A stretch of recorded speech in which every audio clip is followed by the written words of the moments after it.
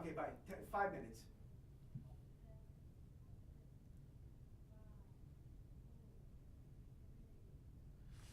Ladies and gentlemen, boys and girls, pre-ops and post-ops, children of all ages, from an undisclosed location which may or may not be near you, my name is Matt Murdock, here to introduce to you the man of the hour, the man with the power, too sweet to be sour, makes everybody stand and holler, the master blaster, the master of disaster, and the undisputed talk show champion of the world. I give you Murdock. Ooh, yeah. Thank you very much, my vast audience out there. All 5 of you. All 25 of you. You can cut the music now, man. Welcome. Okay. Welcome to our vast listening audience. How are you today, Mr. Murdock? Oh, I am doing exemplary. Yeah, thank you. Oh, by the way, now you said to get this out of the way. Okay, we got some retractions we have to do. Please, you have to bring that up right at the beginning. In the tradition of cable news networks everywhere, and I'm not just talking about just CNN, I'm talking about all of them. They all got to do retractions, so we're no different, so go for it. Well, to my vast audience out there, I'm very apologetic. It's come to my attention that I mentioned Ho Chi Minh erroneously when referring to China. This is our last show. This was like 4 shows ago. Yeah. What I meant to say was the Great Leap Forward was by Mao Zedong. Okay. All right. And I also, because of information I received from Murdoch, reiterated some false financial statistics that were falsely attributed to the national debt. Yeah, we can't mess with the money, so we got to get this straight. Exactly. Folks, okay? The national debt is $17 trillion and rising, but our trade deficit is about $360 billion. And I erroneously, because of information I received from Murdoch, referred to it as $17 trillion. But it's all the same thing. We owe money, people out there. A lot of money we owe, and America isn't getting any richer, as many of us have seen the last time we went shopping. Am I right? Hey, brother, can you spare $360 billion? It's sort of like the old days when a bum would ask you, "Oh, buddy, can you spare a dime?" Old days. Have you been in Union Square lately? My God, the last time Old days. I was at the Bowery about 3 months ago. Brother asked me for $5 to get some beer. He wasn't even trying to half hide what he wanted to Hey, do. at least he's honest about it. Yeah, exactly. Okay. All right, so what do you want to begin here today? Well, Now that we got the retractions out of the way. yes, I wanted the audience to know that I did make a retraction. It's not intentional to deceive the world and make them believe that we're more in debt than we actually are. So what I would like to talk about today are emails. Is there anything in the news cycle today that refers to this subject, emails? The subject of emails or what's on the emails? Well, who's holding the emails and who has the server for the emails when they work for the federal government? Who could that possibly that be? would be the person, okay, if you're talking about the person responsible for the emails, that would be the person that many people believe will be our next president. That would be Mrs. Clinton. Now, tell us, impart your wisdom. Tell us what you Well, for one thing, I would say state the obvious. Most people don't want to be judgmental on a person's appearance, but I don't mind because I am actually Mandrake, and you are Murdoch, and I think you might agree in private, perhaps not in public, because political correct thought has infested you probably too. Oh, God, here we go with that again. All right, let's clear this up. All right, he's the hardcore conservative. I'm not a conservative. I've said it 100 times. times. Why do you said it a few minutes ago before we were on the air. But you have to bring that up. He's the hardcore conservative. I consider myself an independent moderate, which means I am neither liberal or conservative. I am not Democrat or Republican. But in typical conservative fashion, anybody who's not a conservative is a liberal. He thinks I'm a liberal. Well, no, I believe you more to be a libertarian-minded person, not necessarily a liberal. You're a libertarian with liberal tendencies, but most of us do have liberal tendencies. I think of myself as being somewhat right of center, but hey, like I said, that's true. To all of you conservatives, if you ain't with us, you're against us. So. Well, no, that's not the truth. He thinks I'm a liberal. I think you're more of a libertarian. I think you have liberal tendencies. But to get back to Hillary Rodham Clinton, she's complaining that people are going after her because she had emails that she kept on her own private server that she had installed at her Chappaqua home. Chappaqua? Where the heck's that? It's a little bit north of Harlem. I mean, isn't that where her husband has his office, or he used to have it? Yep. Okay. Yep. Well, why do they have their office in Harlem and they live way, way up there in Chappaqua? Because they're down with the brothers, man. Yeah, but if they're down with the brothers, why not get a nice place up there on 125th and Lex? I mean, it's not so bad up there by the Pathmark. They might be down with the brothers, but they ain't stupid. Nobody wants to get mugged, okay? Well, Mr. Murdock, the problem is liberals are liars. What they do is mislead, and what they try to do is, relate to people in a simplistic way. It's not what Hillary Clinton says that they listen to. It's how she looks with her big googly eyes and her fake compassionate poses on the media. But she had her information stored on her own private server. Obviously, he's not going to be voting for Hillary. I don't think a lot of people will be voting for Hillary or Nancy Pelosi, as you can see behind Nancy us. Pelosi's not running for president. She definitely would not win if she did. Mr. Murdock. You think people don't like Hillary? Trust me. Hillary is like the beloved patron saint compared to Nancy Pelosi. Okay? You might be right, but I would rather trust Nancy Pelosi than Hillary. Lucifer would have more of a chance of being elected president than Nancy Pelosi. Okay? May I ask you a question, Mr. Murdock, about the emails that have been stored on her server? Her excuse now is, in a nutshell, well, I conform to the law that I was required to take these emails and not destroy them and preserve them. That was in place at the time she was the head of the State Department, Secretary of State.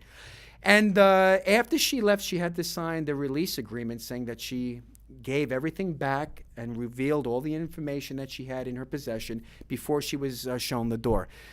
She claims now that those emails on her private server on her property were handed over, and that this is, a non-story. What do you think about that? Well, that's all well and good, but see, and I think maybe this was part of what her reasoning was, but at the same time lies the problem.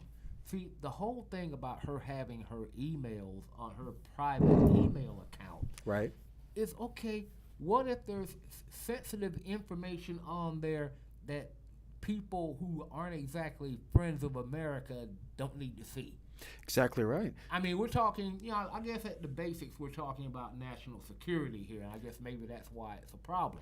But when you compare national security to the type of security that was present in the recent Sony music hacking. Yeah, a lot of security there. I mean, Sony Music actually had no security. Angelina Jolie is still PO'd. I mean, who was the guy that was really upset that he was outed as some kind of he was making some comments about a star that was less than flattering? That's what I was just referring to. Apparently, the guy that's head of Sony or high up in it, he's not exactly an Angelina Jolie fan, if you catch my drift. He don't like her at all. I actually like Angelina Jolie simply because I like her father.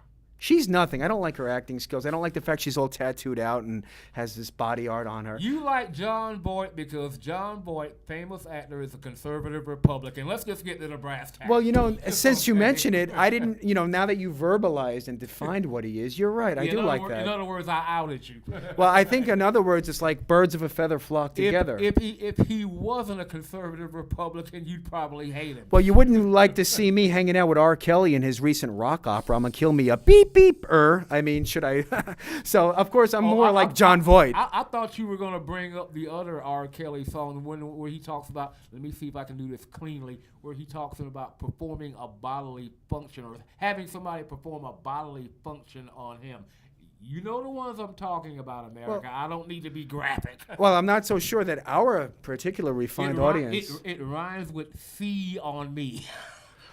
Oh, my goodness. Is that an actual song? And who is this R. Kelly that he would write such filth? Did he write it, or was it handed to him and he just performed it? I don't know that much. All I know is it apparently became a big hit and somewhat of a joke at the same time, because now if you want to tell an R. Kelly joke, you bring that up. Well, the one R. Kelly joke that I know is a joke that I saw when I witnessed his recent video. Maybe it's a year and a half old. It's the R. Kelly opera. And it's artistic. He's a gangster. He pulls out a gun, and his whole thing is, "I'ma kill me a beeper today." You know the song I'm talking about. No, I do not, because I do not listen to that garbage. Well, it's a song that does have, if it were a white man singing it, it would be considered to be in very poor taste. Yep. However, he's singing about killing a brother today. Okay. Oh, but the brother generically could be anybody, and it's very violent. And this is an opera. Now, look, I'm used to Cosi fan tutti, Di Zauberflöte, or Fidelio. I'm not by Beethoven. I'm not listening to R. Kelly operas about shooting somebody. What's up with the community accepting this kind of trash as music? I don't get it, but now that you have brought that up, it's a perfect segue to something that we were talking about bringing up. You know, our pal Geraldo Rivera has been catching a lot of flack lately because of recent statements that he made saying that, you know, rap music was very damaging to the African American community. Now, of course, they came out of the woodwork. Oh, he's a racist, blah, Right. blah, blah, blah. You know, okay, all right. Now, here's what I want to clarify, okay, to everybody, all right? You can say that if you want to, and there's going to be people that honestly believe that, but here's what you don't know, America. There's actually a lot of people in the African-American community who actually agree with what Geraldo Rivera said, me being one of them. I'm not gonna make any bones about it. I hate rap. Now the early rap was okay, but this garbage they got out now about, you know, it's either look at me, I got all this bling bling, or I got all these, I'll just say it, I got all these hoes and bitches. Well, with the springtime arriving soon, we could use some hoes. And if it's not that, it's talking about popping a cap in somebody's you know what, and every 5 seconds the N-word. Mr. Murdock, I would like... Now, where is that not, you know, damaging It sets to the black community? it sets a very poor example for young men and women in school, for example, junior high or above or even below, to emulate. Don't think that words don't matter and that you know, there isn't some kind of effect on society by mass media, especially music with a message. And the message in modern rap music, I'm sorry to say, rap stars out there, you got to clean up your act. And this is coming from a white man and a brother. We're here trying to tell you your music is too violent. There's nothing very special about it. It's been 25 years of the same old backbeat and violence, hoes, bitches, violence, robbing, shooting, and don't step on my sneakers. Yeah. Oh, no, wait, don't step on my sneakers actually isn't even something people worry about anymore. Yeah. So it's got to change. It really is pretty bad, I'd have to say. And in the interest of full disclosure, just in case you think this is some uptight white guy who don't listen to rap, look, I've hung around this guy for a while. You would be amazed. Now, we were just talking about how, okay, the original rap was okay. Don't out me. This guy listens to rap. Yeah, I'm outing you right now. This guy listens to rap, okay? But he listens to the original stuff when it was good. To my vast audience, our vast audience out there, I listen to the old, there's more than 5 now. I got actually 7 emails of hate over the weekend about the last show. Okay. And thank you haters out there. We live off of your hatred on us. If you want to send hate, I'm going to give you our... what's it called, Facebook or something? Here's our Facebook page, westerntradition@hotmail.com, one word, westerntradition@hotmail.com. That's our Facebook page, and it ain't a Facebook page, it's our email. You want to send a message and you're smart enough to type 2 sentences and string them together, email us. You know, if we wanted to be safe about it and avoid death threats, we could direct them to MySpace. Yes, your space, not my space. Nobody uses MySpace anymore. Send it to MySpace, okay? That's just for you people with the death threats, all right? All right, to the death threat. Now, but like I was saying, okay, like, no, this guy here, I'm telling you, he has the most. I thought I was diverse when it came to music. I have told him on several occasions I would love to see a computer printout of the iPod in his head. This guy can be going along 1 minute listening to Karen Carpenter, and then the next thing you know, he's spitting out Run DMC. Diversity is our strength. And somewhere along the way, he makes a stop at AC/DC Boulevard. Well, you know, AC/DC is a group that I never really got that much into, but their whole casting of the bell for Hell's Bells, they had it cast out of Iron Forgery, and they brought it out on tour with them. It was pretty cool. And the Hell's Bells, gong, gong, Hell's Bells, I saw them pretty do that cool live stuff. It was pretty cool. What year did Hell's Bells come out again? Oh, I think it was like, it was, okay, it was the album that they did after their original lead singer Bon Scott died, which was Now you're getting too serious. Back in Black. Which was even Black in Black was really good. I'm thinking it was 1980. I think it was in the early 80s, but even basic generic hard rock songs by Black Sabbath like Back in Black or Hell's Bells is far superior to any rap music you're going to hear today, which involves the same old theme of us being violent, you being our victim, or don't mess with us or look at us or we're going to gat you. And this stuff is played out beyond belief. And here's another thing. In rock and roll or country or any other type of music, even pop, there's no such thing as East Coast versus West Coast. In other words, you ain't got rock and rollers who are based on the West Coast wanting to kill rock and rollers who are based on the East Coast. Rockers don't kill each other. And you never heard Pat Benatar trying to go up against like Madonna to have her whacked out at some like award ceremony. Unless you remember the old celebrity Deathmatch on MTV, which I wish they would bring back. I think so. What was the one where they had like pop-up video? Is that still out there on the in the information stream? I don't know because see, okay, I haven't watched any of those channels in a long time. Basically because I don't know why they even still call it MTV anymore because where's the music? And what was the first song played on MTV? Wasn't it that group that was your... It was Video Killed the Radio Star. It was a one-hit wonder group called the Buggles. The Bug? Oh, you got to be kidding me. See, most of you viewers out there don't realize it, but Mr. Murdock really is a variable encyclopedia of music history, all wrapped up in a large, lovable package concealed in dark sunglasses. Okay. So I didn't know they were called the Buggles, but most of us do realize that that song, Video Killed the Radio Star, we all know it, but we don't know the name of the group. The very first video ever played on MTV when they first came on the air. And it makes sense. Why? Because it was MTV. It was announcing the advent of the video age. The video age is MTV, but I don't think MTV, and I know you MTV people out there think you're all big and high and mighty and elitist, but you know what? It's free media like the radio today that determines the market, not you people with your consumerism and all of your, sliding scales and your, consumer index reports trying to determine, let's make a song, let's make the products that tie into the song, let's make action figures about the song. It's not about the song anymore, real creativity. It's about marketing. I'm not talking about you MTV bums out there. I'm talking about real free America like Mandrake Radio. To quote Vince McMahon, WWE, it's all about the money. Well, it may be all about the money. And speaking of money, my retraction before about the near $18 trillion deficit that the United States of America has right now, budgetary deficit, is something that people don't want to realize comes because of bad politicians in nice pinstripe suits, like the one I happen to be wearing right now, which was not made in Japan or China, but in Europe. I know it was because the guy who made it for me, I paid him to make it for me. I'm not going to tell you the village because you people will probably go down there with torches and pitchforks trying to convince him to sell his product to China. But these politicians who sold America out should be ashamed of themselves. Why? They don't live in Harlem, Uptown. They live in Chappaqua, like Hillary and her hubby, B.J. Clinton. B.J. Well, William Jefferson, right? Well, Billy Jefferson, B.J. Clinton. I mean, Mr. Murdock, I saw something rather sad. It had to do with Monica Lewinsky. She's become the running butt of a joke. No, I'm not trying to badmouth the Democrats. When are you conservatives going to get off Monica Lewinsky? Is that all y'all got the hammer? She was giving... It was 15 years ago or longer than that. Even Hillary got over it. When are y'all going to get over it? You don't think he's getting hit with a frying pan when he goes home at night? You remember that time you embarrassed me? Especially now she's in bad shape.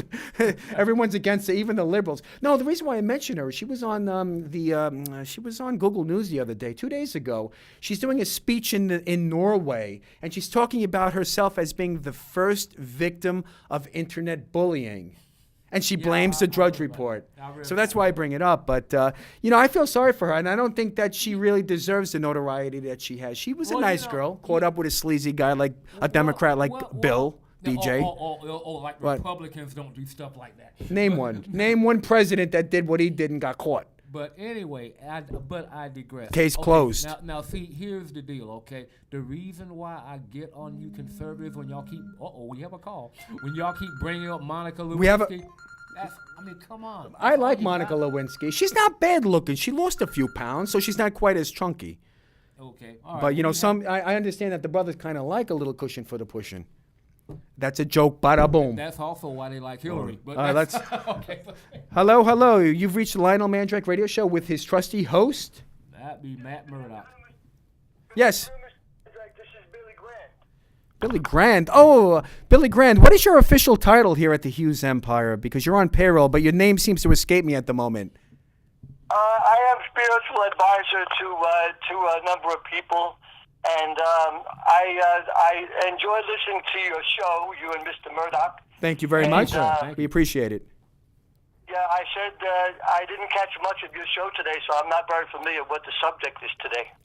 Well, we were just talking about the unfortunate circumstances surrounding the defilement of a wonderful young intern who was really no more than a child by the notorious BJC, Bill Jefferson Clinton. And that would be Monica Lewinsky. And that's what we're talking about. Now, I wasn't trying to make fun of Monica, but I'm trying to get at Hillary through her husband's infidelity piccolos. Yeah, she was a poor unfortunate to be involved in all that, the young lady, As a spiritual advisor, Mr. Grand, can you give Murdock and myself a little spiritual advice? If an intern as good-looking as Monica might have been at that time came up to me, how could I possibly resist her? Well, my good man, you know what? This is the thing that's the battle for all of us. We all have to resist the temptation of the flesh. The flesh is always, the devil is always at us trying to get us to, to do things that are truly not according to the Lord's will and His Scripture. The devil roams as a roaring lion around for the ruination of souls. But someone like Monica, I don't think I need that much resistance against her. I probably would have looked at her and just went on my way if I were the president. I wouldn't have tried to exploit her the way that William Jefferson Clinton did. And I wouldn't try and exploit the American public the way his wife, Hillary Rodham Clinton, is trying to do today with a bullcrap story about how she didn't know her server was maybe I could have left all the emails on my server. What do you think? Are we getting reamed again by the Clintons? I do believe that when people are in these positions, sometimes they think that they're above the law, which is unfortunate. I agree. And speaking of above the law, do you think that our current president, with Mr. Murdock? I'm watching the clock. He's watching the clock. Well, you're clock watching. You got to be working. This is now you sitting around watching a clock. I had that problem with the other employees. I might have to get a new Murdock. Mr. Spiritual Advisor. Yes, sir. May I ask you a question? And please, I hope the audience doesn't take it this the wrong way. Do you think that America as a nation is a laughing stock of the world right now because of the current occupant of 1600 Pennsylvania Avenue? Well, to be quite frank, my good man, I think, unfortunately, I'm disappointed in many of the politicians of today.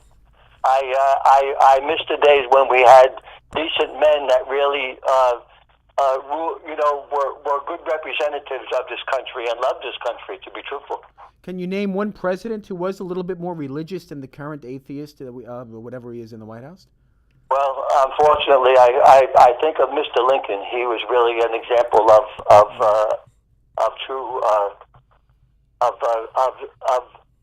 being a representative of not only the government but a true spiritual man. He certainly was, and he was a well-read person. He understood Scripture. Mr. Murdock, do you have a question for Billy Grant? No, not exactly. I'm just listening to what he has to say, and he makes some good points. Such as? All right. Mr. Murdock right now is having a bit of a spiritual crisis. Mr. Grant, is there any way you could perhaps exorcise him of his demons that are keeping him blocked right now from reaching closer to the truth? My good man, listen, we all have to stay close to the Lord as much as we can because, that devil is prowling like a roaring lion.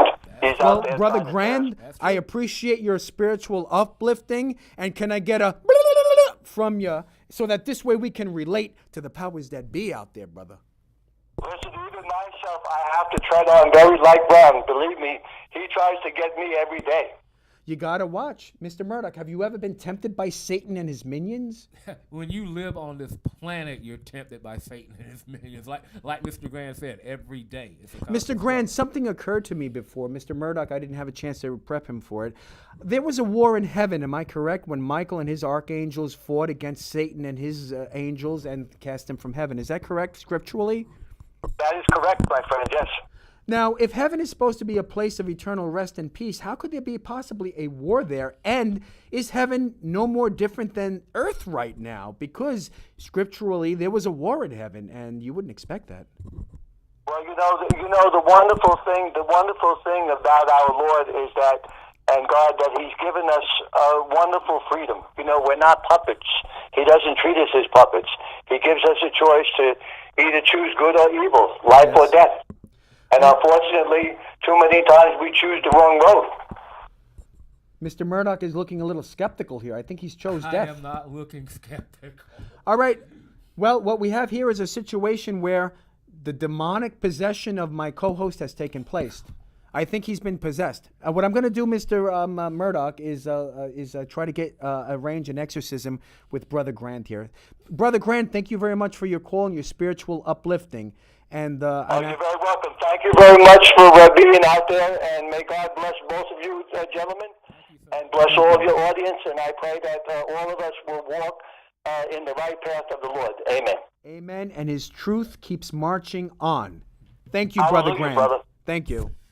Okay, Brother Grant makes a lot of interesting points here. Okay, now at this point, I got to say that. Okay, all right. The reason why I looked kind of distracted during that call, Yes, was because I'm still in shock over the fact that Bill Clinton has been out of office for 15 years, and you people are still harping on Monica Lewinsky. I mean, come on. Well, at first glance, Get over it. At first glance, you might. And it wasn't enough to keep him from being elected to 2 terms. Well, why didn't you tell the spiritual advisor about that? He might have helped alleviate you of your demons. Because he wasn't harping on it like you and the rest of your Limbauites and Hannatyes keep going. Is that the best y'all can hit against Clinton? If you want to hammer Clinton, talk about NAFTA, how that screwed up, and even now he admits that was a mistake. You want to NAFTA? What is NAFTA? The North American Free Trade Agreement that started us down the road to all the jobs going to Europe and Mexico. And Speaking of these jobs, you want to hit him on something like that. Get up. See, y'all are helping Monica Lewinsky, extend her 15 minutes of fame, which quite frankly died out. The poor girl was a victim of a predator. The poor girl, my eye. I read an article. Somebody dug into her history a little bit. Clinton was not the first powerful person that she put herself out there for. When she was in college, she was known for going after older married professors. And how old was she when she was in college, Mr. Murdock? Well, like 20, 21, I guess. Oh, well, that's like no that. excuse. I thought you were going to say she was like 19 or 20. Well, that's what I was going to. She was also documented as having done the But same you were thing just in talking high about school. jobs going to Mexico through NAFTA. Yeah. Well, how did they wind up in the Oval Office in the White House when she showed up and Bill Clinton was in there? And there was a job going on there in the White House. You people are hopeless. I'm trying to make a point here. It's not about that particular peccadillo I'm talking about. There have been numerous public opinion polls that say that if it weren't for the 14th Amendment or whichever one it is that prohibits a president from serving more than 2 terms, Bill Clinton would be reelected in a heartbeat, in a landslide, even against his own wife. And you people can't just get the fact that Clinton was a good president. He did a lot of good for the country, and the worst y'all can hit him with is Monica Lewinsky. Well, no, I got something worse. Get over Monica. Can I get over Monica right now?